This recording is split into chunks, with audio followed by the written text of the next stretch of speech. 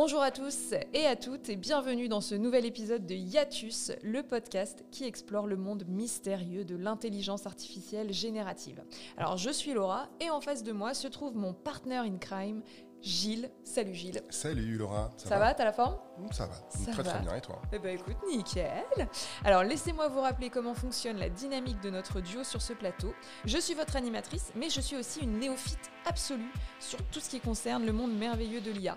Je suis curieuse, mais aussi inquiète. Alors j'ai demandé à Gilles Guéras, qui est un expert et un passionné dans ce domaine, de m'éclairer sur ce tsunami technologique.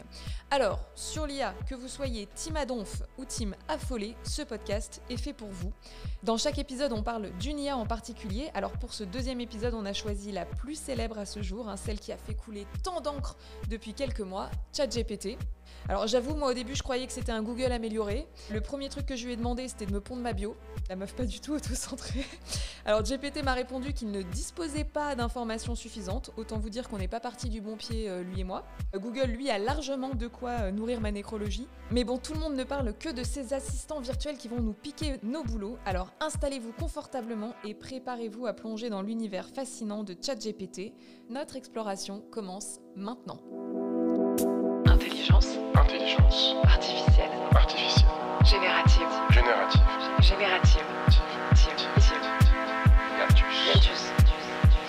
Hiatus. Excellente intro Laura. Bah écoute, merci Gilles, je suis assez fière, je l'ai écrite toute seule, sans l'aide de ChatGPT. Bravo. Comme quoi, je suis encore utile à ce monde. Alors, pour tout vous dire, chers auditeurs, Gilles m'a dit au café juste avant qu'on enregistre cette émission que l'IA, je cite, c'était l'illusion de l'intelligence. Alors en fait, ChatGPT, c'est complètement stupide. Alors, est-ce qu'on peut dire qu'il est stupide ? Avant de commencer, on peut peut-être essayer de le définir. ChatGPT, c'est un chatbot. Ça signifie qu'il est capable de générer des réponses, de compléter des phrases, de traduire des textes et de rédiger des articles et de tenir des discussions avec des humains. Ouais. Mais il n'est pas capable de faire ma nécro, donc bon... C'est parce que jusqu'à récemment, il n'avait pas accès au net. Mais depuis quelques semaines, il a ce qu'on appelle des plugins qui lui donnent accès à Internet. Donc je pense qu'il sera tout à fait capable désormais de retrouver des informations sur Laura Gazal. Ah bah très bien, je pourrais lui demander ça en sortant. Et de te rédiger en fait une biographie de 450 pages. Génial. Bon, je suis pas sûre qu'il y ait autant de choses à dire puisque je suis tellement jeune. Alors déjà... Un truc sur ChatGPT, j'aimerais comprendre. ChatGPT, c'est un logiciel qui appartient... Enfin, est-ce qu'il y a d'autres GPT ? C'est quoi GPT ? Ça veut dire quoi d'abord ? Ça veut dire Generative Pre-trained Transformer. C'est un fonctionnement qui n'est pas du tout intelligent au sens où on pourrait l'entendre nous. C'est juste des mathématiques.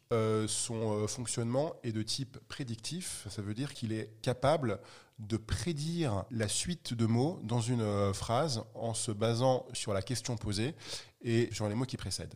On est vraiment dans de la probabilité hyper ingénieuse, de sorte qu'on te donne l'illusion d'une forme d'intelligence, mais qui n'est que de la statistique. Donc en fait, ChatGPT ne comprend pas ce qu'il me dit. Non, il ne comprend rien, mais il te donne une illusion parfaite d'une forme d'intelligence qui est en capacité de comprendre ce que tu lui dis et d'y répondre de manière pertinente. Et même d'adapter le langage, parce que je lui ai copié-collé des textes que j'ai écrits moi et lui ai demandé d'en reproduire d'autres dans ce style-là. Et effectivement, à part quelques vannes qui étaient franchement ratées, il a quand même réussi à s'approprier ce style. Donc c'est de la stat. Complètement. C'est des humains qui supervisent en fait, l'apprentissage de GPT. Donc en fait, on a dressé ChatGPT. Moi, quand tu me décris ça, j'imagine un dresseur de chien avec un kleps et on lui dit c'est bien couché, assis. C'est exactement ça. Très bien, ça me semble assez clair. Du coup, est-ce que tu as des exemples d'usage pro, perso de ChatGPT dans notre quotidien ? Ça sert à quoi ? Alors toi, je sais que tu écris beaucoup, Laura. Ouais. Moi, ça m'arrive aussi d'écrire et quelquefois, quand j'ai pas d'idée, qu'est-ce que je fais ? Je demande à ChatGPT. Et il me trouve systématiquement des choses. Alors, j'en jette généralement 80 à 90%, mais il finit toujours par trouver la bonne piste sur laquelle moi je vais rebondir et je vais pouvoir après donc développer mes propres idées en ayant gagné un temps fou pour trouver l'idée initiale. Donc il y a énormément d'applications possibles et moi j'en cite que quelques-unes, mais on peut aussi en fait imaginer que dans une recherche d'emploi, qu'on demande à ChatGPT de rédiger une lettre de motivation sur la base d'une description de job qu'on lui aura d'abord fournie Mais attends, parce que, excuse-moi, je te coupe, mais tu me dis ça. Moi, je me dis demain, dans 5 ans, dans 10 ans, nos enfants, ils vont écrire une lettre de motivation. Ils vont tous demander à ChatGPT, à partir de l'offre d'emploi qui, elle, est la même pour tout le monde. Est-ce que ça va faire 100 ou 1000 lettres de motivation identiques ?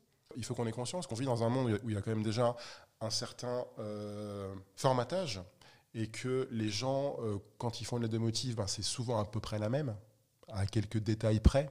Donc je pense que ça va juste automatiser ça. Pour moi, la lettre de motivation, c'était vraiment un truc qui demandait un effort que les DRH appréciaient en se disant il a passé un certain temps à répondre à cette offre. Maintenant, si tout le monde passe par GPT et le fait en quelques secondes, peut-être que la lettre de motivation elle-même disparaîtra. Exactement. Tout le monde dit ChatGPT, ça va nous voler nos boulots, ça va remplacer tous ces gens qui travaillent à écrire soit des contrats d'avocats, des trucs de juristes, un peu comme ça, très chartés, mais aussi dans des cabinets de conseil pour écrire des PowerPoint sur les tendances de la banque dans les 10 prochaines années. Finalement, ça va vraiment nous les voler. Et si oui, lesquels ?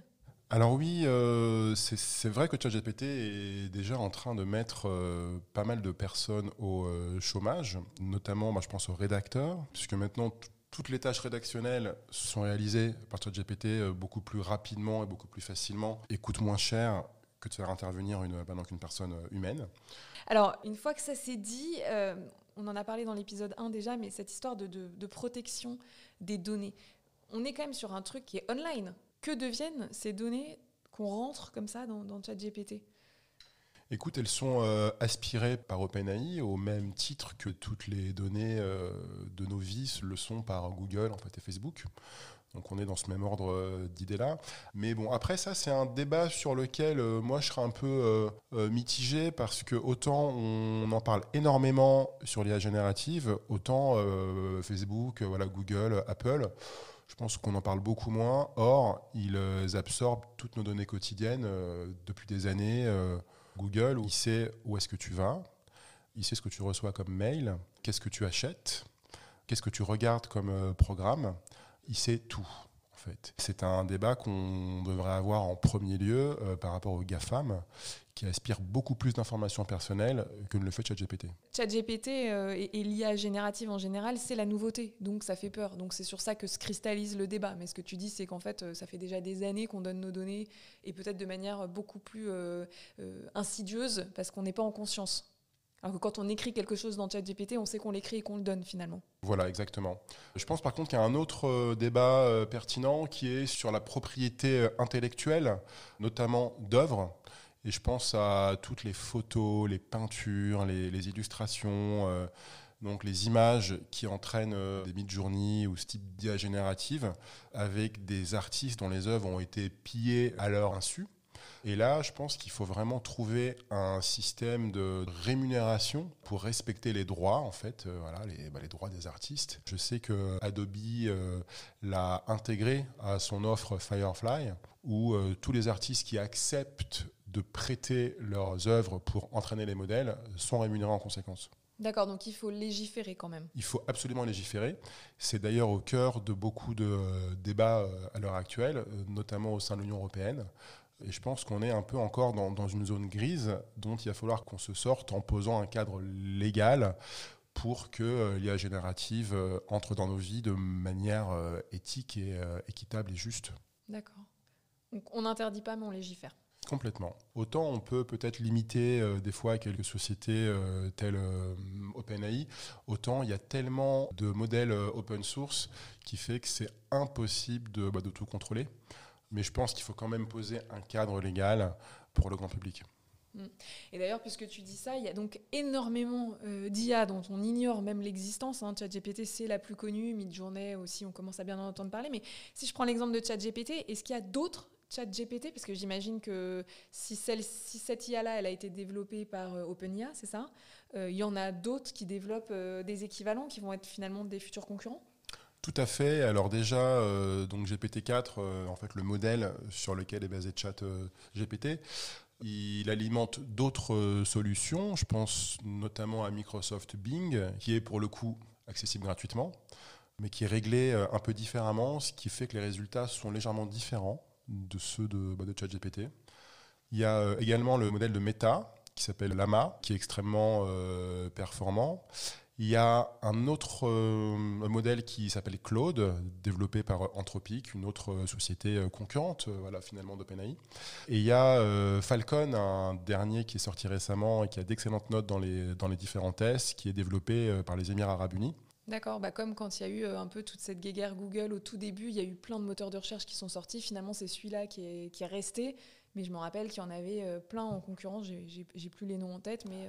Il y avait Yahoo. Il y avait Yahoo, ouais, tout à fait. Donc en fait, c'est un peu la même dynamique, quoi. On va avoir plein de chat GPT, mais qui s'appelleront pas comme ça, mais qui pourront nous fournir des résultats sensiblement équivalents et peut-être meilleurs. Et peut-être meilleur. Et je pense que l'avenir, ça va être l'intégration de ce type de chatbot. Voilà, maintenant, tu vois ce que c'est un petit peu le chatbot. Mais ça y est, c'est bon, je crois que j'ai compris.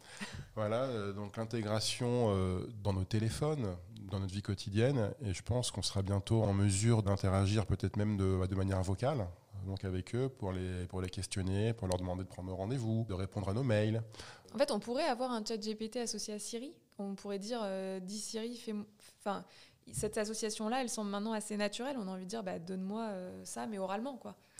On sait maintenant que la prochaine itération d'assistants virtuels comme Siri ou Alexa se fera sur la base de modèles de langage aussi performants que GPT. Donc on va pouvoir aller prendre un verre avec Siri, papoter avec lui de moult sujets, du dernier bouquin d'un tel, de la guerre en Ukraine, et ça va être un nouveau compagnon. Alors ça c'est bien quand t'as pas d'amis. Mais sinon, tu mais sinon, tu peux aussi lui demander de faire tout un tas de choses qu'un assistant personnel ferait pour toi. Ok, bon, écoute, je t'avoue que ça paraît tellement fou. Je me dis pas encore que ça va m'alléger ma charge mentale de maman quadra débordée, mais du coup, je vais creuser cette piste. Alors, ChatGPT n'est pas encore capable de ranger la chambre des enfants. Dommage. Mais peut-être qu'un jour, on aura en fait un petit robot qui fera ça, peut-être. Non, mais déjà me faire la liste des courses actualisées pour la semaine, en fonction de ce que j'ai acheté. Tout à fait possible, ça, bien sûr. Ok, pas mal. Tout à fait possible. Eh ben, merci Gilles pour toutes ces explications, c'était hyper complet. C'est la fin de ce 2e épisode et franchement c'était hyper éclairant. En attendant le 3e épisode, n'hésitez pas à vous abonner et à parler de ce podcast autour de vous. Vous pouvez aussi nous laisser un petit commentaire, un truc court et facile du genre meilleur podcast que j'ai jamais écouté. Voilà, rien de compliqué, on compte sur vous et merci pour votre écoute. Ciao. Ciao, ciao. Hiatus.